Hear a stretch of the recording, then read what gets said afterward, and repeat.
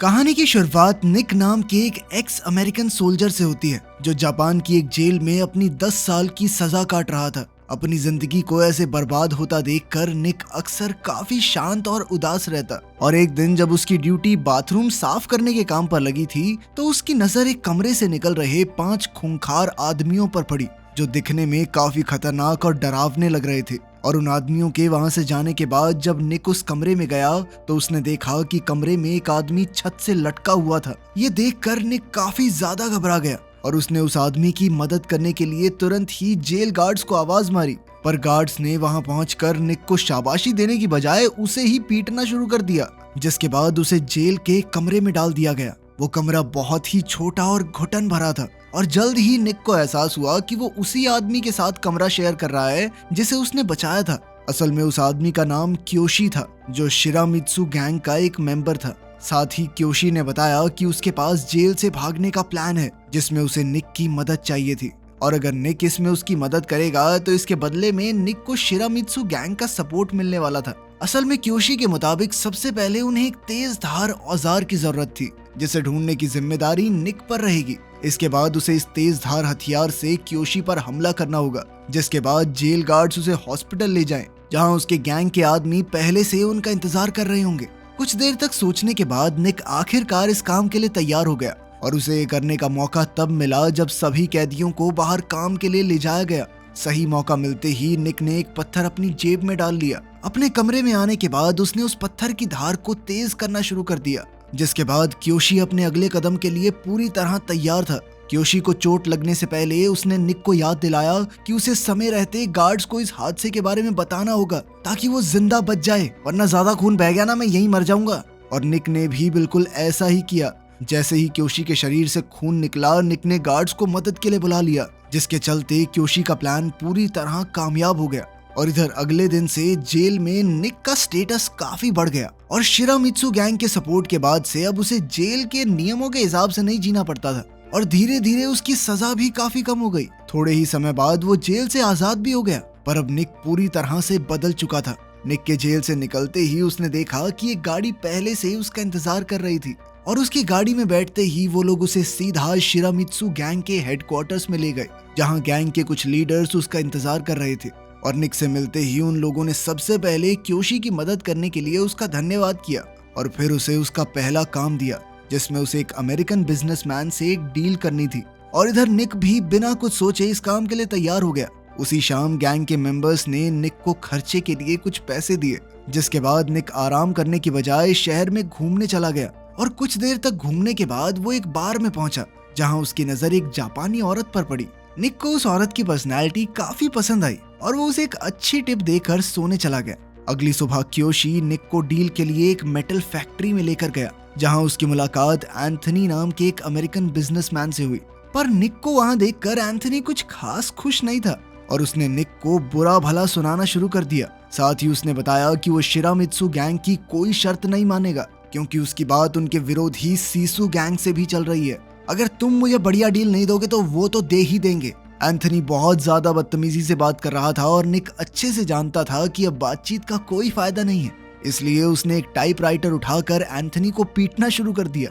और अपने इस बर्ताव से निक ने अपने इरादे साफ कर दिए थे, जिसके बाद एंथनी शिरामित्सु की शर्तें मानने को भी तैयार हो गया। काम खत्म करने के बाद क्योशी और उसके साथी निक की पहली जीत का जश्न मनाने के लिए उसे एक बार में ले गए, जहां सभी लोग मजे कर ही रहे थे कि तभी अचानक सीसु गैंग के कुछ लोग वहां आ गए, जिसके बाद उस कमरे का माहौल काफी गंभीर हो गया। अचानक सीसु गैंग के हेड ने निक को ताने मारना शुरू कर दिया, पर निक सुनकर चुप बैठने वालों में से नहीं था और उसने तुरंत एक बोतल उठाकर सीसु गैंग के लीडर के सर पर फोड़ दी, जिसके तुरंत बाद दोनों तरफ से एक दूसरे पर बंदूकें तान दी गई। पर उस वक्त सीसु गैंग के पास कम आदमी मौजूद थे, जिसके चलते वो निक और उसके साथियों को सिर्फ धमकियां देकर वहां से चले गए।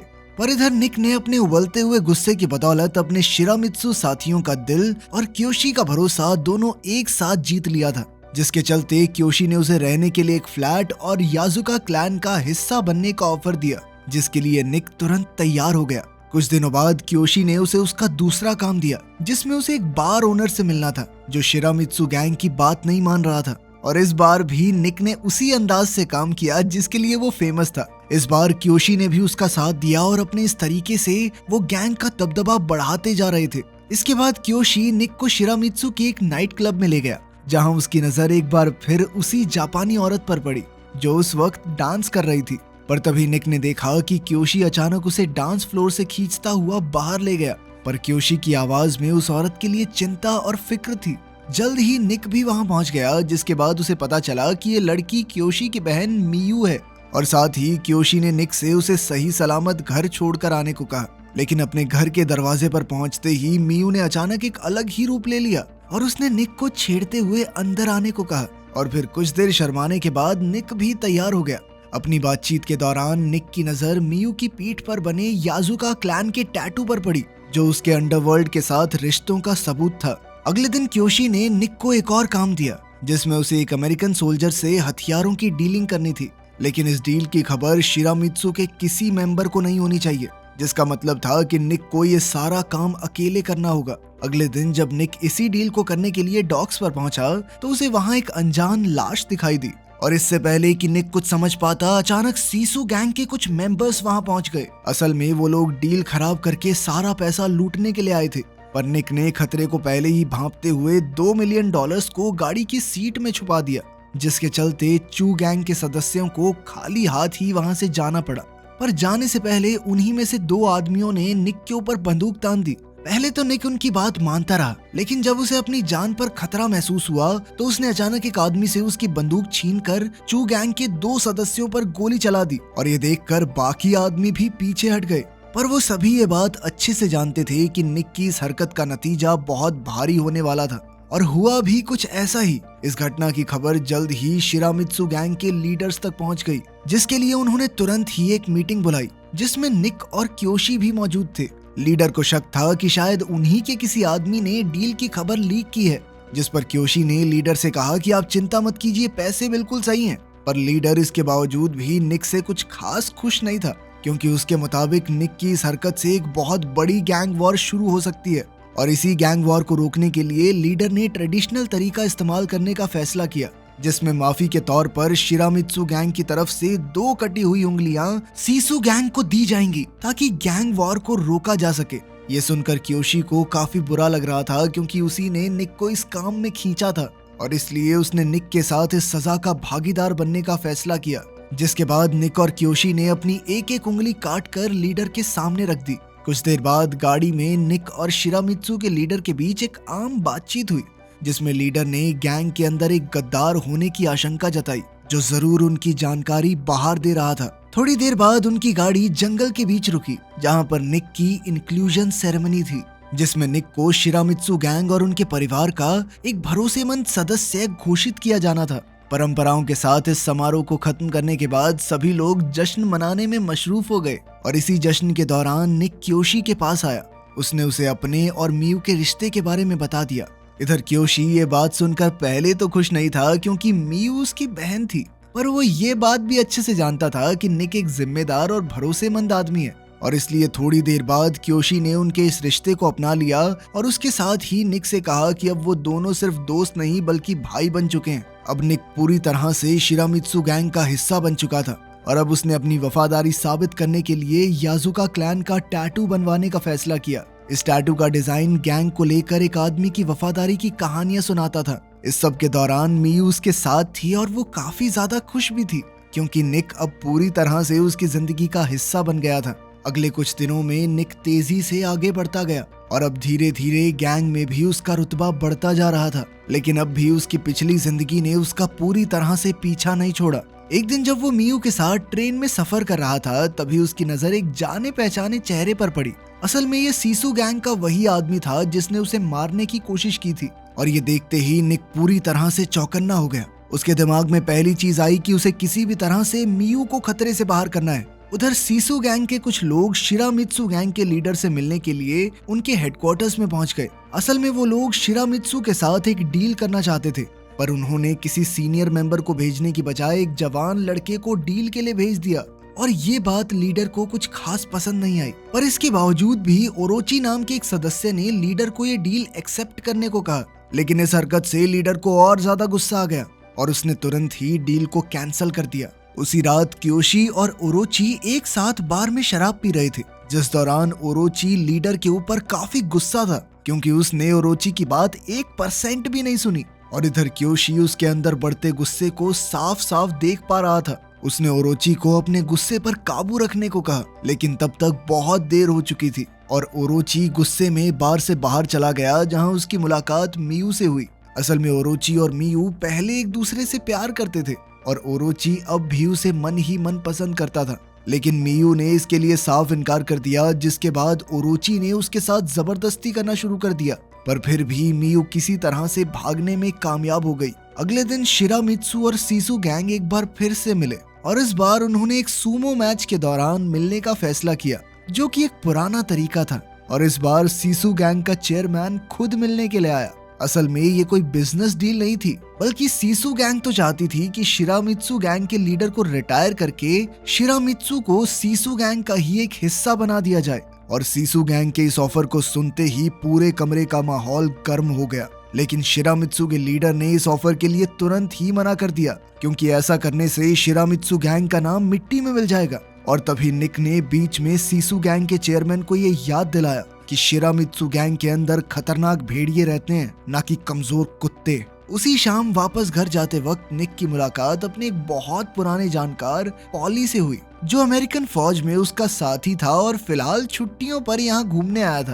पहले तो पॉली निक को देखकर काफी खुश हुआ, पर जल्द ही उसने ये खुलासा किया कि वो जानता है कि निक ने मरने का नाटक किया था ताकि वो कोर्ट मार्शल से बच सके, और साथ ही उसने ये बात रिपोर्ट करने की धमकी भी दी। खतरे का एहसास होते ही निक ने तुरंत ही अपना रूप बदल लिया और उसने पॉली को अपने घर आने को कहा, जिसके बाद जैसे ही उसे सही मौका मिला तो उसने पॉली को खत्म कर दिया। अब लाश को ठिकाने लगाने के बाद वो मियू से मिलने चला गया, पर जैसे ही मियू ने दरवाजा खोला, निक उसके चेहरे पर लगी चोट को देखकर गुस्से में आ गया और अब वो उस आदमी का नाम जानना चाहता था जिसने मियू पर हाथ उठाया। पर मियू उसका नाम बताने से साफ मना कर देती है और साथ ही उसने निक को बताया, मैं तुम्हारे बच्चे की माँ बनने वाली हूँ। और ये खबर सुनाने के बाद अचानक मियू निक से जाने को कहती है। निक को कुछ समझ नहीं आया कि आखिर ये क्या हो रहा है, लेकिन वो चुपचाप मियू की बात मानते हुए वहाँ से निकल गया। लेकिन अब भी उसके दिमाग में सिर्फ मियू की सुरक्षा ही घूम रही थी और उसने सोच लिया कि चाहे कुछ भी हो जाए वो मियू को खरोंच तक नहीं आने देगा। अपने आने वाले बच्चे और मियू के बारे में सोचकर निक तुरंत क्योशी से मिलने के लिए पहुंचा और उसने क्योशी के सामने शिरामित्सु गैंग छोड़ने की बात रखी ताकि वो इन सब चीजों से दूर मियू के साथ खुशी खुशी रह सके। इधर क्योशी ने भी गुस्सा न करने की बजाय उसे बड़े ही प्यार से अंदर बुलाकर उसके सामने 2 तलवारें रखी, जिनमें से एक तलवार दूसरों को खत्म करने के लिए थी और एक उसके लिए। क्योशी ने बचपन से ही मियू का ध्यान रखा था और अब उसे निक पर पूरा भरोसा था कि वो ये जिम्मेदारी उठा सकता है। निक ने भी क्योशी से वादा करते हुए एक तलवार उठा ली, जिसके बाद उन दोनों ने साथ मिलकर पॉली की लाश को दफनाकर सारे सबूत मिटा दिए। उधर सीसू गैंग के हेडक्वार्टर्स में ओरोची सीसू गैंग का साथ देकर शिरामित्सु गैंग को अंदर से खत्म करने का प्लान बना चुका था। अगले दिन शिरामित्सु का लीडर निक और क्योशी एक साथ एक दर्जी की दुकान पर पहुंचे, जहां दर्जी उसके सूट का नाप लेने के लिए लीडर को कमरे में ले गया। पर कुछ ही देर बाद निक को कुछ गड़बड़ महसूस हुई और वो लीडर को देखने के लिए उस कमरे में गया, जहां उसने देखा कि एक आदमी लीडर को मारने की कोशिश कर रहा था। निक ने तुरंत ही बीच में आकर लीडर को बचाने की कोशिश की और साथ ही क्योशी ने पीछे से आकर उस आदमी को गोली भी मार दी, जिसके बाद वो तीनों वहां से निकलने ही वाले थे कि तभी सीसू गैंग के आदमियों ने उन पर हमला बोल दिया, जिनका सामना निक और क्योशी ने पूरी बहादुरी से किया। पर इस हमले में एक गोली क्योशी को लग गई और ये देखकर निक और लीडर पूरी तरह से टूट चुके थे। इस हमले के तुरंत बाद लीडर ने एक अर्जेंट मीटिंग बुलाई, जहां उसने खुलासा किया कि उनके बीच में एक गद्दार मौजूद है जो उनकी सारी खबर सीसू गैंग को दे रहा है और सीसू गैंग के इस हमले से अब गैंग वॉर की शुरुआत हो चुकी है और अब शिरामित्सु गैंग क्योशी की हत्या का बदला जरूर लेगी। उधर जब निक ने क्योशी की मौत की खबर मियू को बताई तो वो फूट फूट कर रोने लग गई और मियू की रोने की आवाज ने निक को अंदर से और ज्यादा गुस्से से भर दिया। अगले दिन से ही निक और उसके साथियों ने एक एक करके सीसू गैंग के टॉप लीडर्स को मारना शुरू कर दिया, जिसके चलते शिरामित्सु गैंग इस लड़ाई में जीतने वाली थी। पर तभी एक दिन सीसू गैंग ने एक बच्चे के जरिए शिरामित्सु के लीडर के पास एक मैसेज भेजा, जिसमें सीसू गैंग ने एक ही बारी में इस लड़ाई को खत्म करने का प्रस्ताव रखा सामने दिख रहे खतरे के बावजूद भी शिरामित्सु का लीडर इसके लिए मान गया, जिसके बाद निक और बाकी साथियों के साथ वो एक खाली डॉक पर पहुंचा जहां सीसू गैंग पहले से ही उनका इंतजार कर रही थी।